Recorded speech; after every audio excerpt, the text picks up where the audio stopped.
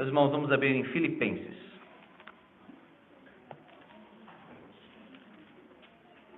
Capítulo 2.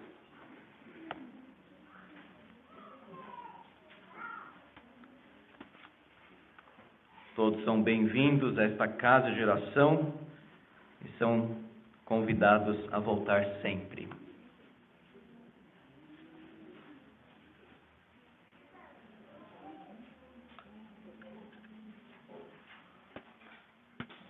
Filipenses, capítulo 2, versos 18 a 20.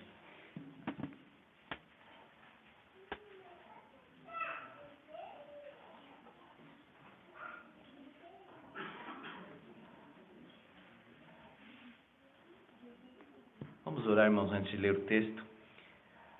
Te louvamos, ó Pai, por este culto de adoração ao Teu nome. Esse dia também santo ao Senhor, este é o povo santo do Senhor. Abre, Senhor, o nosso coração.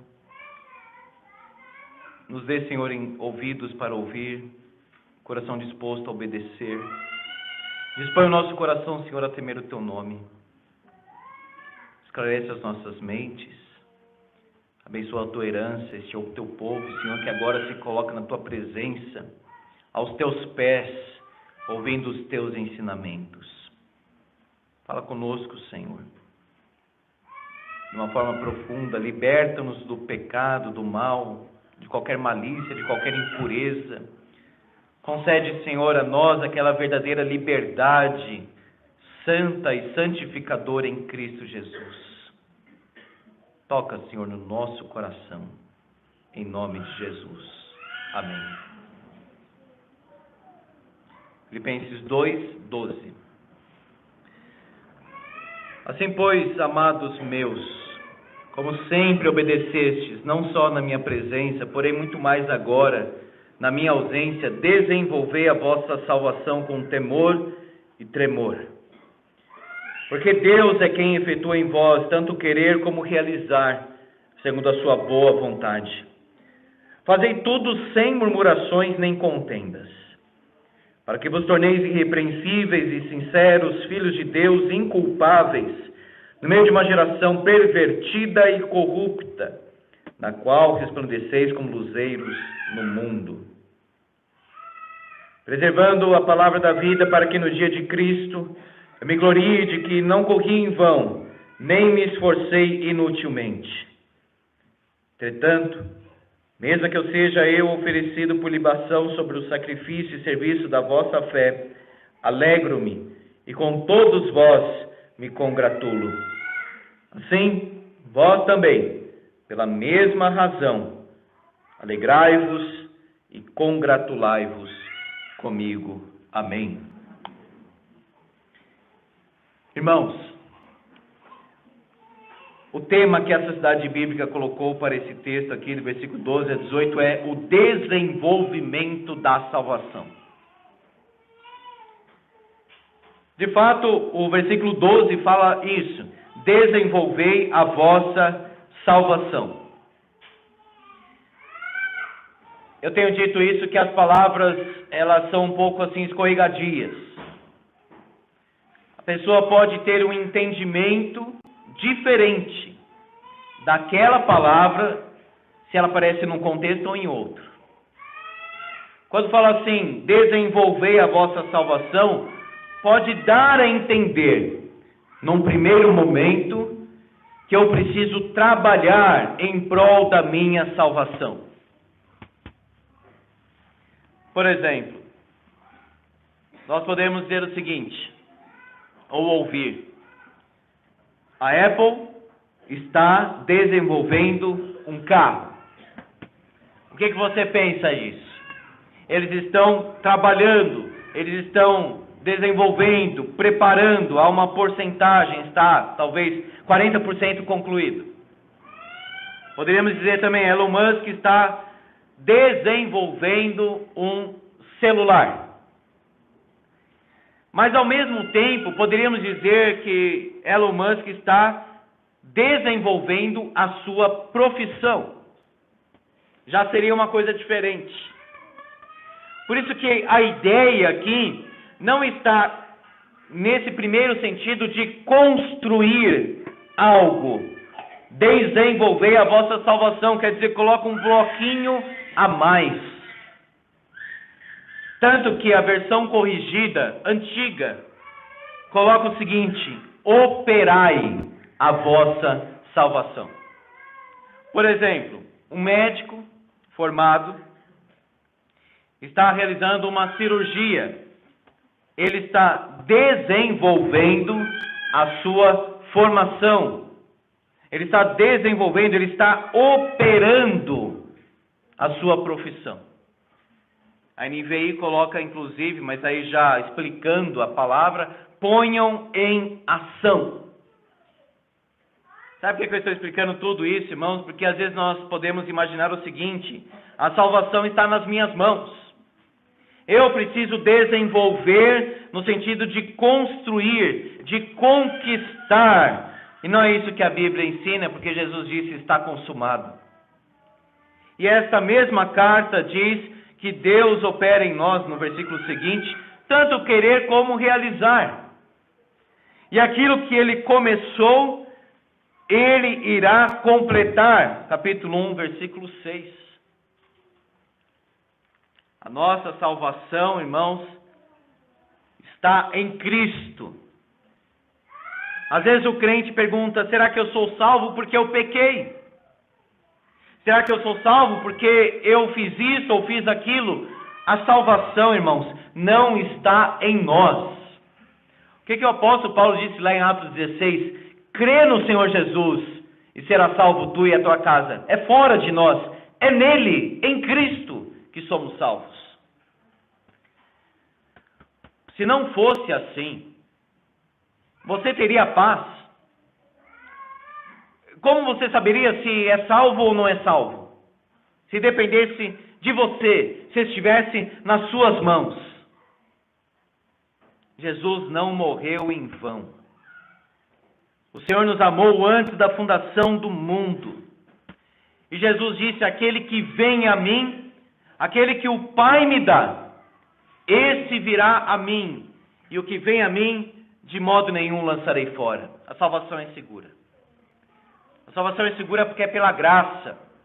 A salvação é segura porque ela é em Cristo.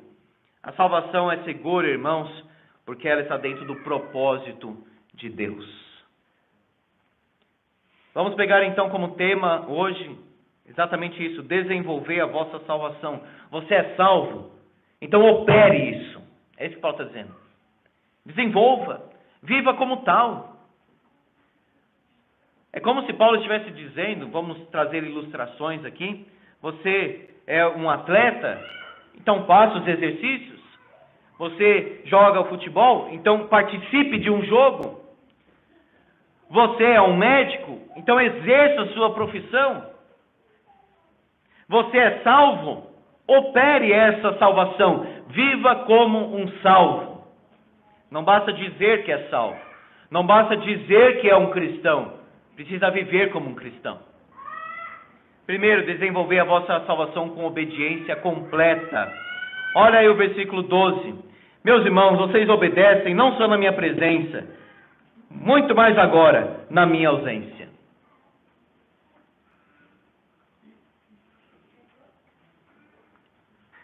Paulo várias vezes fala mais ou menos nesse sentido. Não sirva a Deus só quando alguém está olhando. Não sob a vista, não sob o olhar. Se aquela pessoa estiver presente, eu sou um bom funcionário. Se aquela pessoa me cobrar, aí eu faço. Se não cobrar, eu não faço. Paulo está dizendo: irmãos, vivam para Deus. Vivam pelo princípio da palavra no coração. Se eu estou presente, se eu estou ausente, vivam da mesma forma, porque vocês são de Cristo. E Ele sempre estará presente. O que eu sou no secreto? O que o celular acessa no secreto? Será que eu tenho um comportamento aqui na igreja que é diferente em casa? Que é diferente na rua? Que Que é diferente no trabalho? Que tipo de pessoa, na verdade, então eu sou? Isso é uma loucura. Paulo está dizendo, seja o mesmo. Seja cristão.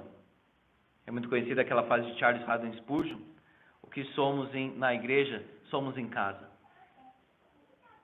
Então desenvolva a sua salvação com obediência completa. Seja você lá na escola, aquilo que agrada a Deus, mesmo que seu pai não esteja lá. Seja as mensagens aí do celular que você envia agradáveis a Deus, mesmo que ninguém saiba. Ou que não fiquem assim públicas. Obediência completa.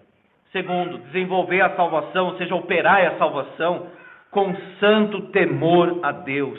Temor e tremor. É como que Paulo já estivesse dizendo o seguinte, olha, desenvolvam a salvação, sejam crentes de verdade, vivam como salvos, com um profundo respeito a Deus. E é como se ele falasse assim depois, profundo mesmo. Porque ele diz, temor, que já seria um profundo respeito, uma consciência da glória de Deus, e ele diz também, tremor. Nós vamos temer a Deus. Isso não significa ter medo de Deus. Às vezes as pessoas querem comentar as coisas, nunca nem leram a Bíblia. O que significa temor a Deus? Se você ler a Bíblia, você vai ver que temor a Deus, ou seja, temer a Deus, é aquela consciência que o cristão tem de respeito a Deus.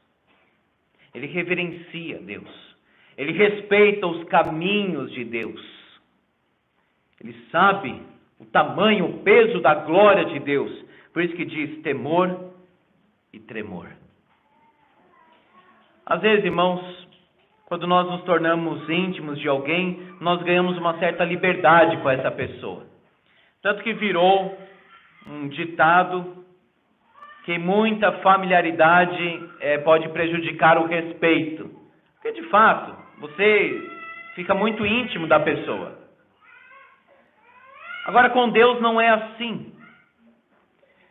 Quanto mais você conhece a Deus verdadeiramente, mais você o respeita. Quanto mais você conhece o Senhor, mais você reverencia o Senhor. Não menos, mais.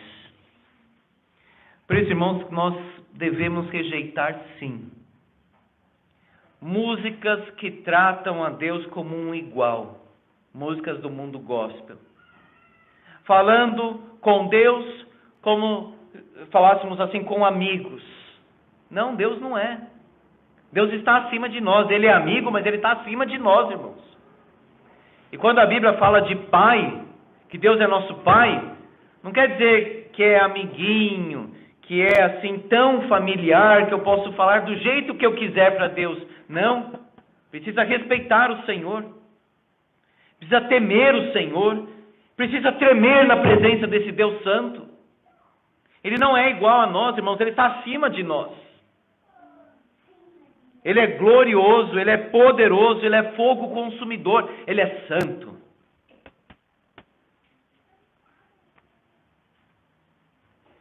E quando você vai orar entrando na presença de Deus e pensando em quem Deus é, aí a oração vai do jeito certo.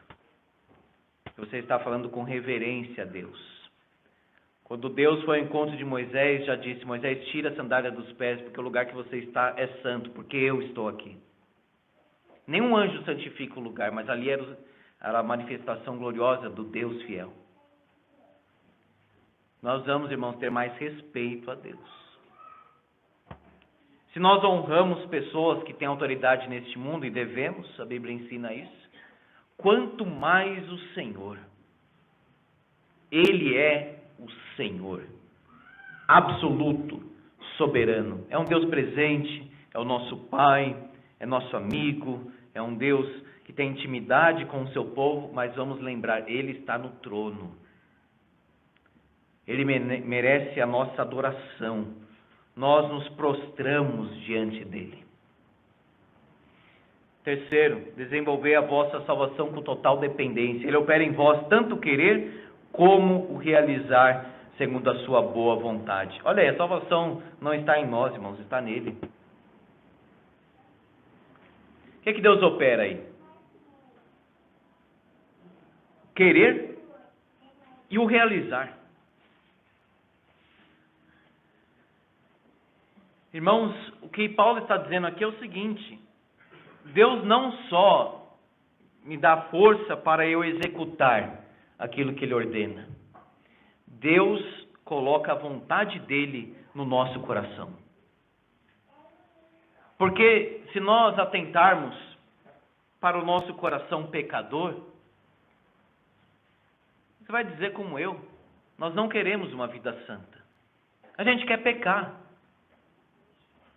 A nossa carne deseja o oposto do que Deus deseja. Portanto, a nossa oração é: Deus, age na minha vontade. E aquilo que o Senhor ordenou, me conceda a força para obedecer. Olha o que Deus efetua, o que Deus opera, qual é a energia que Deus coloca em nós. Essa é a ideia do texto. O querer e o realizar. E tanto querer quanto realizar é algo muito bom.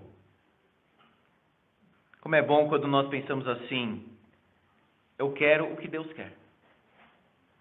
O que importa, o que nós, assim, enquanto pessoas, enquanto pecadores queremos, importa dizer o seguinte: eu quero o que o Senhor quer. Eu quero realizar aquilo que o Senhor deseja que eu realize. Tanto querer quanto realizar. O coração do homem está nas mãos do Senhor. E só Deus pode sustentar a nossa obediência. O que nós precisamos fazer é orar. Senhor, age mais profundamente neste coração pecador, para que eu não deseje mais aquilo que é humano, aquilo que é terreno, aquilo que é carnal. Senhor, trabalha na minha vida, para que o meu querer seja o teu. E aí Deus vai trabalhando. Deus vai trabalhando. Deus vai trabalhando.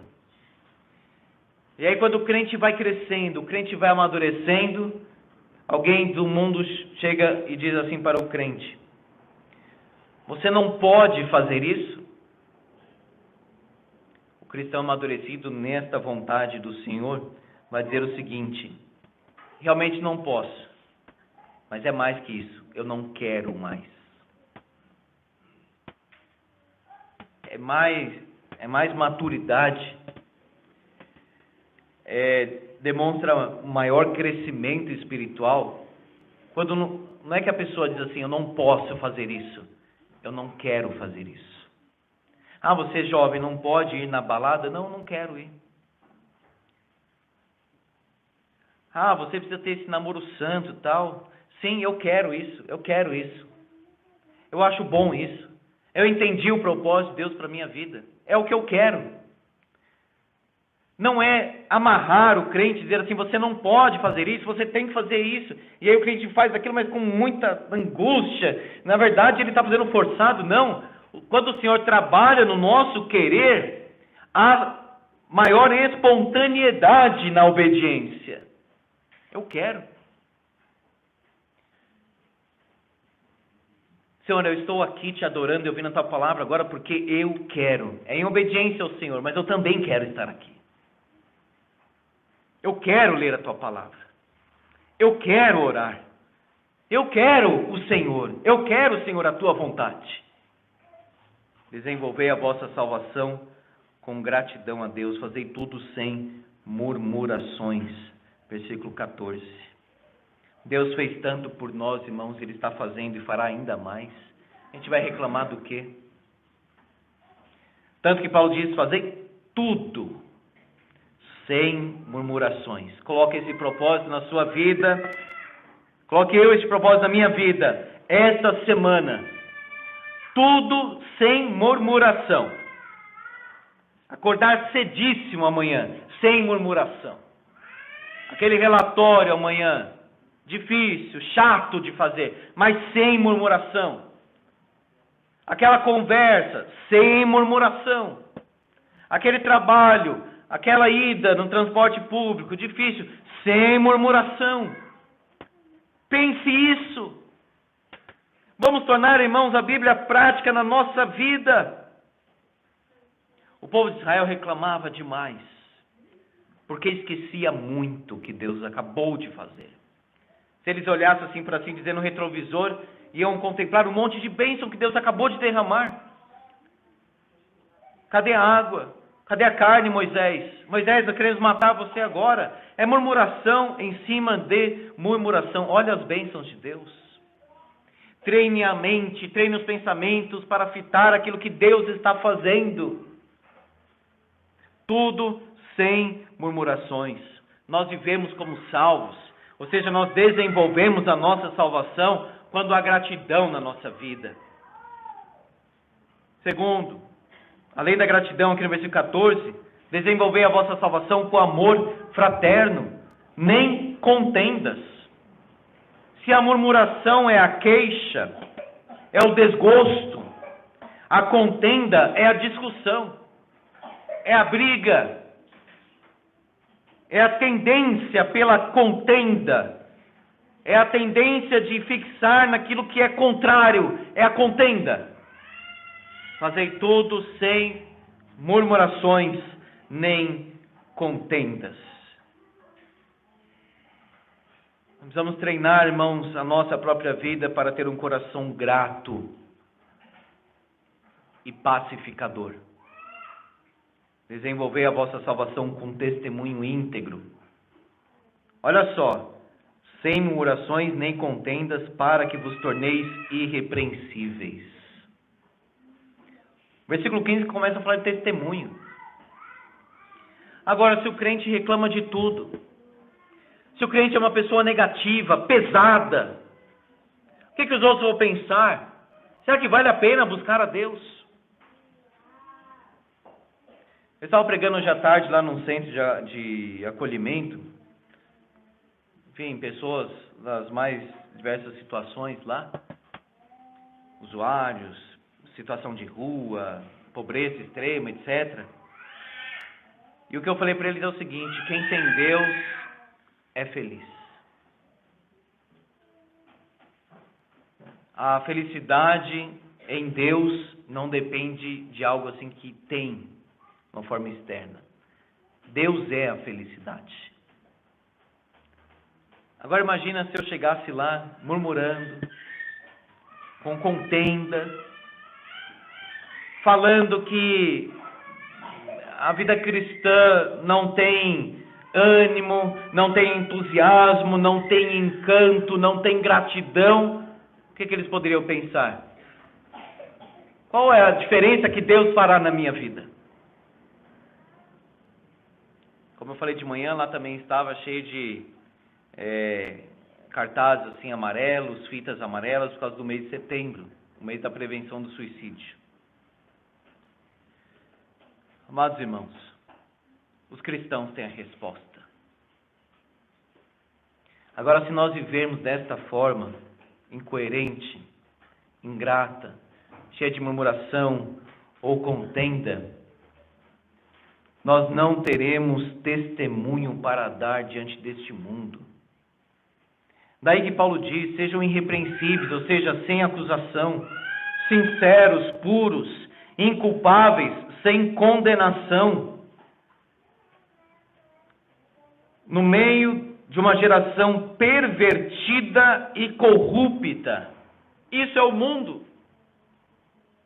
Uma condição agora corrompida e depravada. E é neste mundo que o crente vai brilhar, ou seja, vai iluminar. Na qual resplandeceis como luzeiros no mundo. Luzeiros. Se você olhar o céu, é escuro. Pelo menos na impressão que nós temos assim, olhando para cima. Escuro, escuro. E você tem ali pontos de luz. Você tem os luzeiros. Esses pontos de luz na escuridão são os cristãos. A luz do mundo é a igreja. porque a luz do mundo é Cristo.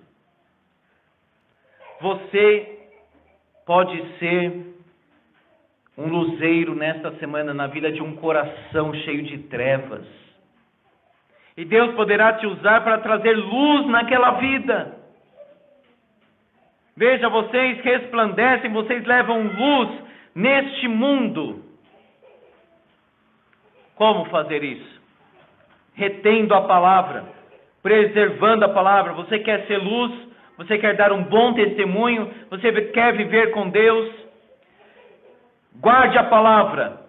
Pense no último dia. Preservar a palavra. Esperar o dia de Cristo. Gloriar naquilo que é digno, naquilo que é trabalho. Desenvolver a vossa salvação com o tesouro da palavra, preservando a palavra da vida. E desenvolva a salvação com profunda alegria em Deus. Paulo diz, ainda que eu morra, no versículo 17, que o meu sangue derramado seja um sacrifício a Deus. Isso era libação, era o vinho derramado nas pontas do altar e o sangue também. Sacrifício, serviço da fé. Ainda que eu morra, alegro-me, congratulo. E ele termina dizendo, meus irmãos, se alegrem comigo. A alegria do sacrifício, do corpo e do cristão. Amado irmão, você é cristão de nome ou de vida? Há uma ilustração muito usada, já mencionei aqui, quando Alexandre estava fazendo aquela vista na sua tropa, nos seus soldados, e ele encontrou um homem muito cabisbaixo, muito esmorecido, e ele perguntou para esse homem, qual é o seu nome? Ele disse, Alexandre. E a resposta de Alexandre o Grande, ele era muito orgulhoso, de fato, foi, ou você muda de nome, ou você muda de vida. E essa ilustração é usada para os cristãos. Os cristãos são aqueles que são de Cristo. Ou nós mudamos de nome, irmãos, ou nós mudamos de vida. Ser cristão é ser de Cristo. Ser cristão é amar Cristo. Ser cristão é viver Cristo. Ser cristão, como nós estamos vendo aqui, é testemunhar Cristo. Ser cristão é conformar-se com Cristo. Viva como um salvo. Viva como alguém que realmente conheceu a graça de Deus. Viva como alguém que realmente conhece o Senhor Jesus. Diga, Senhor Jesus, entra na minha vida. Entra na minha história, preenche todo o meu ser com a tua presença, para que eu leve o teu amor para outras vidas. Vem, Senhor, visita o meu coração, enche o meu coração do Espírito Santo, enche o meu coração do Senhor mesmo, que eu possa viver de uma forma coerente em nome de Jesus. Amém. Vamos orar.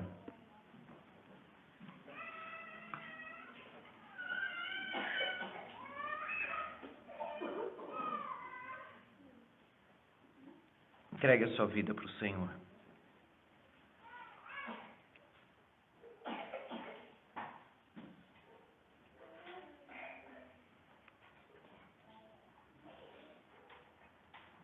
Senhor nosso Deus, obrigado pela salvação. O Senhor nos salvou, diz a tua palavra. E agora nós queremos viver, Senhor, como cristãos que somos. Nós queremos viver o Evangelho. 24 horas por dia nós queremos viver, Senhor. Que este mundo saiba que nós somos cristãos. Que nós possamos levar a luz de Jesus para as pessoas que vivem na escuridão das trevas, do pecado, do mundo, do engano, da carne. Tira de nós, ó Deus, murmurações, contendas. Tira de nós, ó Deus, essa timidez que se esconde, que não tem coragem de pregar o Evangelho para outras pessoas. Tira isso de nós, Senhor. Abre a nossa boca. Sejamos testemunhas de Jesus, que a nossa bandeira seja Cristo. Que Jesus seja o Senhor supremo da nossa vida. Tua palavra diz que o Senhor é quem efetua em nós tanto querer quanto realizar segundo a tua boa vontade, Senhor. Transforma o nosso coração. Transforma, Senhor, a nossa vida, a nossa história. E se alguém aqui ainda não conhece o Senhor Jesus, se alguém aqui, Senhor, não teve um encontro verdadeiro com Cristo, que o Senhor vá ao encontro, que haja salvação nesta casa. Transforma, Senhor, o nosso ser, a imagem do Teu Filho Jesus. Conceda à Tua igreja, Senhor, esta alegria cristã, que triunfa, que supera as dificuldades, as lutas, os dilemas desta vida. Tua palavra diz: alegrai-vos sempre no Senhor. Que o Senhor seja a nossa alegria. Que nós sejamos um povo alegre. Porque a alegria do Senhor é a nossa força. Ajuda-nos, ó Deus, tem misericórdia de nós. E obrigado por tão grande e gloriosa salvação. Em nome de Jesus. Amém.